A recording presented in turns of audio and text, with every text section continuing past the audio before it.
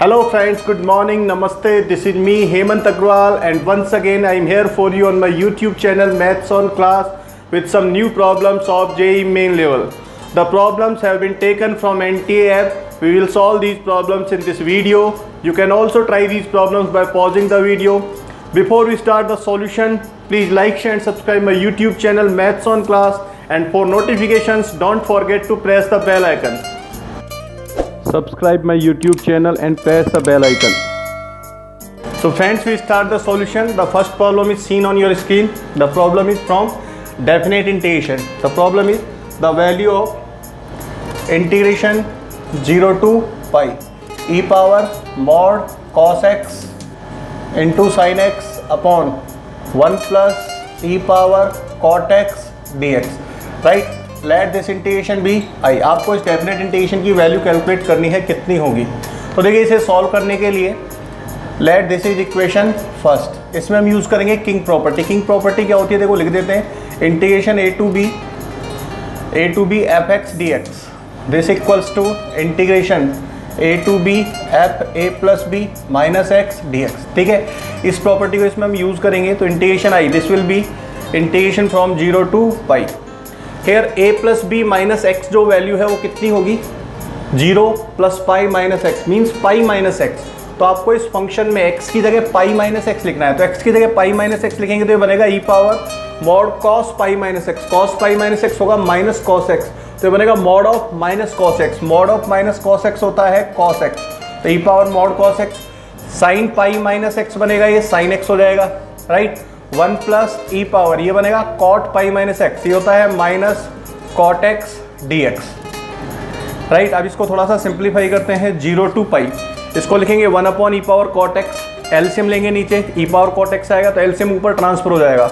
तो ऊपर इसका जो न्यूमरेटर है उसमें बनेगा e power cot x e power mod cos x into sine x upon, और यहाँ बनेगा e power cot x plus 1 d x.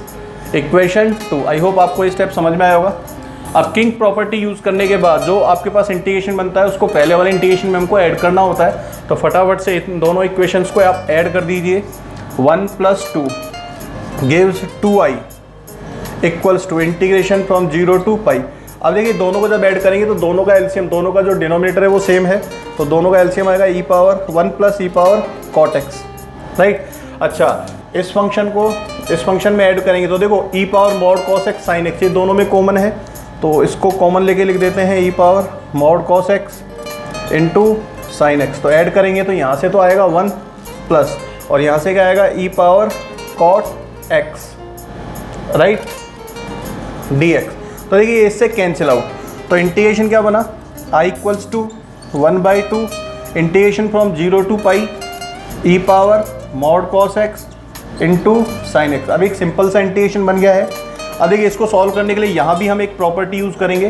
क्या प्रॉपर्टी होगी, लिख देते हैं इधर. देखो प्रॉपर्टी होती है 0 to 2a f x d x. Right, this is equals to 2 times of integration 0 to a f x d x. ये होता है कब, जब f of 2a minus x किसके इक्वल हो, एफ एक्स के इक्वल हो. तो यहाँ पे देखिए इसी टाइप की लिमिट है 0 टू 2a टाइप की. 2a का काम कौन कर रहा है, पाई. तो 2a माइनस एक्स का मतलब हो जाएगा पाई माइनस एक्स. तो x की जगह जब पाई माइनस एक्स लिखेंगे तो e power mod cos pi minus x minus cos x. तो mod of minus cos x कितना हो जाएगा, मॉड ऑफ कॉस एक्स. तो e power mod cos x ही बनेगा ही, और साइन पाई माइनस एक्स क्या आएगा, साइन एक्स. मतलब इस प्रॉपर्टी को इसमें हम यूज़ करेंगे तो F of 2a minus x की जो वैल्यू है यहाँ पे वो एफ एक्स के ही इक्वल आने वाली है. मीन्स अब इसमें प्रॉपर्टी को जब यूज़ करेंगे तो पाई में से 2 नीचे आ जाएगा और लिमिट हो जाएगी पाई/2. तो 0 टू पाई/2 ये 2/2, तो 2 तो कैंसिल हो जाएगा. ठीक है, तो i इक्वल्स टू 2/2 है ना, यहाँ पे 2 आ गया. चलो एक बार लिख देते हैं 2/2 0 टू लिमिट हाफ हो जाएगी पाई/2 और ई पावर. अब देखिए चूंकि 0 टू पाई/2 फर्स्ट क्वाड्रेंट आ गया. फर्स्ट क्वाड्रेंट में cos x की वैल्यू क्या होती है, पॉजिटिव. तो इसका जो मॉड है वो किसके इक्वल आएगा, सिंपल cos x के into sine x d x. ये इससे कैंसिल आउट. राइट, अब इसको सॉल्व करेंगे तो सॉल्व करने के लिए देखो इसमें आप चाहे तो cos x को क्या पुट करेंगे, t. तो minus sine x d x this will be d t. तो integration I this will be देखिए लोअर लिमिट रखेंगे 0 तो cos 0 की वैल्यू 1, अपर लिमिट π/2 तो ये 0 e power t sin x dx हो जाएगा minus dt, right. e power t का integration e power t 1 to 0, इसको सॉल्व आउट करेंगे तो minus e power 0 means 1 minus e power 1 means e, तो solve करने पर क्या आ जाएगा e minus 1। So e minus 1 will be the answer of this problem which is given in option c. So option c will be the correct answer, right. I hope आपको समझ में आया होगा। Now we move to the next problem. In this problem we are being said that the curve y equal to fx in the first quadrant is such that the y intercept of the tangent drawn at any point p is equal to twice the ordinate of p if y equal to fx passes through q 2,3 then the equation of the curve is। तो देखिए question जो है differential equation का है, आपको इसमें curve की equation find करनी है। तो एक डायग्राम बना लेते हैं हम। Let this is origin x axis y axis and this is curve y equal to fx in first quadrant and this is point p। let the coordinates of point p are x, y। अब p पर एक tangent बनानी है, तो p point पर हमने एक tangent बनाई इस टाइप से, राइट। ये P पॉइंट पर टेंजेंट बन गई, ठीक है। मान लिया ये tangent x axis y axis को कहाँ काटती है, और B पर। तो ये जो OB है ये इस टेंजेंट का y एक्सिस का इंटरसेप्ट होगा। तो given this intercept OB is equal to twice of the ordinate of this point. इसके ऑर्डिनेट के ट्वाइस के इक्वल है। ऑर्डिनेट का मतलब इसका जो y कोऑर्डिनेट है उसके दुगने के इक्वल है ना, ऐसा कहा गया है क्वेश्चन में, कंडीशन आपको गिवन है, right. And this curve also passes through a point Q 2,3। तो आपको इस कर्व की इक्वेशन फाइंड करनी है। तो इसके लिए देखो सबसे पहले हम इक्वेशन ऑफ टेंजेंट फाइंड करेंगे। तो टेंजेंट की जो इक्वेशन होगी किस पॉइंट पर, P पर, x, y पॉइंट पर। तो टेंजेंट की इक्वेशन होगी y minus y equals to m capital X minus x, right. ये टेंजेंट की इक्वेशन होगी और इस इक्वेशन में आप जैसा कि जानते हैं m जो होता है वो dy/dx होता है, राइट। अब आपको इस टेंजेंट का y एक्सिस का इंटरसेप्ट चाहिए। तो y एक्सिस के इंटरसेप्ट के लिए इसमें कैपिटल X को आप 0 पुट कीजिए और कैपिटल Y की वैल्यू फाइंड कीजिए। तो ये वैल्यू बनेगी y minus mx। So this will B it's y axis intercept, means this is the value of OB, ठीक है। अब OB की ये वैल्यू आप इस इक्वेशन 1 में पुट कर दीजिए। तो from 1 we will get y minus mx equals to 2y, means minus m की वैल्यू रख देता हूँ मैं इसमें dy/dx into x equals to y, right. अब इसको सॉल्व करेंगे तो देखो एक सिंपल सी डिफरेंशियल इक्वेशन है। x वाली टर्म्स को dx के साथ में लीजिए, y की टर्म को dy के साथ में लीजिए। तो ऐसा जब करेंगे तो डिफरेंशियल इक्वेशन बनेगी dy upon y equals to minus dx upon x, right. अब आप इसका इंटीग्रेशन कर दीजिए। इंटीग्रेशन करेंगे तो this will be log y equals to minus log x और कांस्टेंट ऑफ इंटीग्रेशन हमने क्या ऐड कर दिया इसमें, log c। So y equals to c/x। अब ये जो कर्व है ये कर्व कौन से पॉइंट से पास होता है, Q से, 2,3 से। तो 2,3 से इसको सेटिस्फाई कराइए।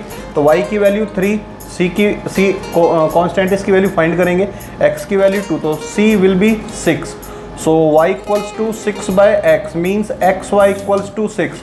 So this curve will be a hyperbola whose equation will be xy equal to 6. So this is option B. So option B will be the correct answer.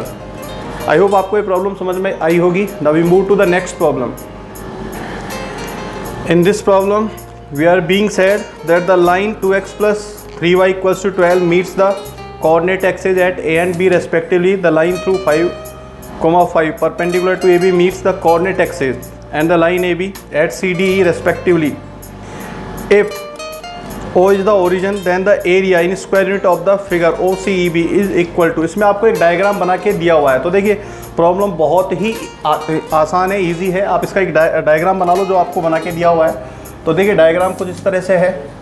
This is origin point, this is a line, this point A, this point is B and this line is perpendicular to this.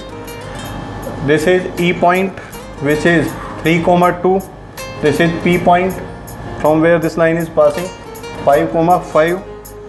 This is C point, its coordinates are given 5/3,0. This point is given D and A. This is given 6,0 and B this is given 0,4, right। तो देखिए diagram जो आपसे जो problem में कहा गया है वो सब कुछ डायग्राम में आपको बना के दिया हुआ है, ठीक है। आपको किसका एरिया फाइंड करना है, OCEB का। OCEB सी ई बी मीन्स ये वाला एरिया आपको फाइंड करना है, ये जो क्वाड्रिलेटरल बन रहा है, ठीक है। तो देखिए इस एरिया को फाइंड करें तो ये जो क्वाड्रिलेटरल इसके चारों वर्टेक्स आपको पता है, देखो इसके चारों वर्टेक्स के कोऑर्डिनेट्स आपको दिए हुए हैं डायग्राम में, 0 0 5/3 0 3 2 0 4। तो आप डायरेक्ट इसका एरिया फाइंड करें तो एरिया फाइंड करने का जो आपका डिटरमिनेंट मेथड होता है उसको आप यूज़ करें। ये एरिया बनेगा क्या, डिटरमिनेंट देखो 0 0 5/3 0 3 2 0 4, ठीक है ना। वापस से फर्स्ट वाला पॉइंट 0 0, जो आपका शॉर्ट मेथड होता है एरिया फाइंड करने का उसको हम यूज़ कर रहे हैं। सो दिस विल बी 1/2, इसको सॉल्व करेंगे 0 0, फिर 10/3 और ये 0 हो जाएगा, प्लस 12 - 0 तो 0 0, ये वैल्यू बनेगी, ठीक है ना। ये कितना आ गया देखो 46/3, तो इंटू 2 करेंगे 1/2 करेंगे तो कितना आ जाएगा 23/3। So 23/3 will be the answer of this problem, ठीक है। सिंपल प्रॉब्लम था एकदम। Now we move to the next problem. In this problem the value of the limit n tending to infinite, आपको लिमिट की वैल्यू फाइंड करनी है ना। Limit का क्वेश्चन है, limit n tending to infinite 1 square minus 2 square plus 3 square minus 4 square plus 5 square minus and so on plus 2n plus 1 square upon n square, ठीक है। Basic सही question है, इसको सॉल्व करना है। तो देखिए इस लिमिट की वैल्यू फाइंड करने के लिए हम क्या करेंगे, limit n tending to infinite, इसमें जो ऑड नंबर वाले स्क्वायर हैं, ठीक है ना, ऑड स्क्वायर जो हैं उन सबको आप एक साथ लिख लीजिए। तो वो सारे पॉजिटिव हैं तो 1 square 3 square 5 square plus and so on 2n plus 1 square होंगे, राइट। माइनस इवन वाले हैं 2 स्क्वायर 4 स्क्वायर 6, इसमें से 2 स्क्वायर कॉमन ले लें सब में से, तो बनेगा 1 स्क्वायर प्लस 2 स्क्वायर, ठीक है, plus 3 square plus and so on. अब आप देखें इसमें जो लास्ट है वो 2n स्क्वायर आएगा, तो 2 स्क्वायर आपने कॉमन ले लिया है तो n स्क्वायर बनेगा, right, upon n square. Now limit n tending to infinite, तो देखिए इसको अगर हम लिखें समेशन फॉर्म में तो ये बन गया क्या, summation 2n plus 1 square, right, n equals to 1 to n minus ये कितना बन जाएगा समेशन n स्क्वायर, और 2 स्क्वायर कितना हो जाएगा 4n equal to 1 to n, right, upon n square. Now this equals to limit n tending to infinite summation, इस whole square को ओपन करेंगे बनेगा 4n square plus 4n plus 1 minus 4 summation n square upon n square. अब देखिए इसके 3 terms के साथ में समेशन को सेपरेट करेंगे तो एक आएगा समेशन 4n स्क्वायर, तो समेशन 4n स्क्वायर से ये 4 समेशन n स्क्वायर कैंसिल हो जाएगा, फिर बचेगा समेशन 4n, तो इसमें से 4 तो हम बाहर लिख देंगे समेशन से, limit n tending to infinite 4 summation n plus summation 1 upon n square equals to limit n tending to infinite 4, summation n की वैल्यू आप जानते हैं n प्लस 1/2 प्लस समेशन 1 की वैल्यू हो जाएगी n अपॉन n स्क्वायर, ये इससे cancel 2 times, तो ये बनेगा 2n square plus 2n plus n, तो 3n हो जाएगा, 2n स्क्वायर प्लस 3n बनेगा, राइट, ये बन जाएगा limit n tending to infinite 2n square plus 3n upon n square, तो n स्क्वायर कॉमन लेके कैंसिल कर देंगे क्योंकि limit n tending to infinite है इसलिए, तो बचेगा 2 प्लस 3/n, और जब n को इनफाइनाइट करेंगे तो लिमिट की जो वैल्यू है वो कितनी आ जाएगी 2। So option A will be the correct answer of this problem.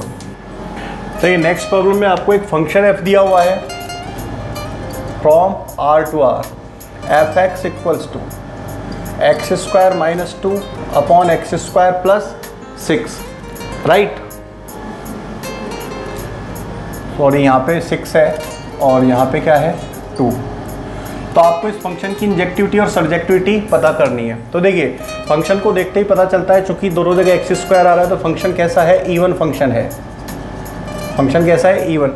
और इवन फंक्शन कैसे होते हैं, मैन इवन होते हैं। मैन इवन क्यों होते हैं, क्योंकि इवन फंक्शंस के लिए किसी एक ही वैल्यू की नेगेटिव और पॉजिटिव दोनों टाइप की वैल्यू पर फंक्शन की वैल्यू सेम आती है। जैसे आप इसमें चेक करें 2 और -2 पर वैल्यू क्या आएगी, सेम आएगी फंक्शन की। 1 और -1 पर सेम होगी वैल्यू, 3 - 3 पर सेम होगी। इसलिए फंक्शन कैसा है, इवन है। और इवन है तो इवन फंक्शंस कैसे होते हैं, मैन इवन होते हैं। तो ये फंक्शन क्या हो जाएगा, मैनी वन हो जाएगा। आप इस चीज़ को ऐसे भी समझ सकते हैं, इवन फंक्शंस के जो ग्राफ हैं वो वाई एक्सिस के रेस्पेक्ट में सिमेट्रिक होते हैं। तो वाई एक्सिस के रेस्पेक्ट में जब ग्राफ सिमेट्रिक होंगे तो एक्स एक्सिस के पैरेलल लाइन उस ग्राफ को एक से ज़्यादा पॉइंट पे कट करेगी। जब लाइन एक से ज़्यादा पॉइंट पर कट करेगी तो मीन्स फंक्शन क्या हो जाएगा, मैनी वन। तो ये मैनी वन फंक्शन है, राइट। अब सर्जेक्टिविटी के लिए हम इस फंक्शन की रेंज फाइंड करेंगे, ठीक है ना। तो रेंज अगर कोडोमेन के इक्वल आ गई तो फंक्शन ऑन टू होगा, और अगर नहीं आई तो फंक्शन ऑन टू नहीं होगा। तो रेंज फाइंड करने के लिए देखिए क्या करेंगे हम, x square minus 6 upon x square plus 2, इसको लिख सकते हैं x square plus 2 minus 8 upon x square plus 2, right. इस तरह से लिखा जा सकता है। अब इसको सेपरेट करेंगे, this will B 1 minus 8 upon x square plus 2, ठीक है। तो देखिए एक्स स्क्वायर प्लस 2 के बारे में बात करते हैं। तो चूंकि इसका डोमेन क्या है, आर, मीन्स एक्स की वैल्यू माइनस इन्फाइनाइट से इन्फाइनाइट में है, तो एक्स स्क्वायर की वैल्यू की अगर बात करें तो ये वैल्यू किस में होगी, 0 से इन्फाइनाइट में होगी, ठीक है। तो एक्स स्क्वायर प्लस 2 किस में हो जाएगा, इसमें आप 2 ऐड कर दीजिए, एक्स स्क्वायर प्लस 2 से इन्फाइनाइट में होगा। इसका रेसिप्रोकल करेंगे तो 1 upon x square plus 2, reciprocal करेंगे साइन चेंज हो जाएगा, बन जाएगा 1/2 और ये क्या बन जाएगा 0, राइट। तो इसकी जो वैल्यू है वो किस में हो जाएगी, 0 से 1/2 में। इधर 8 मल्टीप्लाई में है, 8 आप भी मल्टीप्लाई में कर दीजिए, इधर 8 करेंगे तो कितना बन जाएगा 4। तो ये जो फंक्शन आ रहा है, ये वाला जो फंक्शन है, इसकी वैल्यू 0 से 4 में आ रही है, राइट। अब इसके नेगेटिव की वैल्यू किस में आएगी, -4 से 0 में। अगर माइनस से मल्टीप्लाई करेंगे तो ये बनेगा -4 less than equals to -8 upon x square plus 2 less than 0। और अब इसमें 1 ऐड कर दें, 1 ऐड करेंगे तो कितना बनेगा -3 और इधर क्या आ जाएगा 1। तो आप देख सकते हैं ये जो फंक्शन आया, इस फंक्शन की जो रेंज आ रही है वो क्या आ रही है, -3 to 1 आ रही है। रेंज -3 to 1 आने का मतलब फंक्शन जो है वो ऑन टू नहीं होगा, क्योंकि इसका जो कोडोमेन है वो क्या दिया हुआ है, आर। तो अगर इसकी रेंज आर आती तभी तो फंक्शन क्या बनता, ऑन टू बनता। लेकिन यहाँ पे रेंज आर नहीं आ रही, रेंज क्या आ रही है इसकी -3 to 1, तो function is not onto. तो ये फंक्शन ना तो 1 1 है ना ही ऑन टू है, neither 1 1 nor onto, neither 1 1 nor onto. This option is D. So option D will be the correct answer of this problem, right.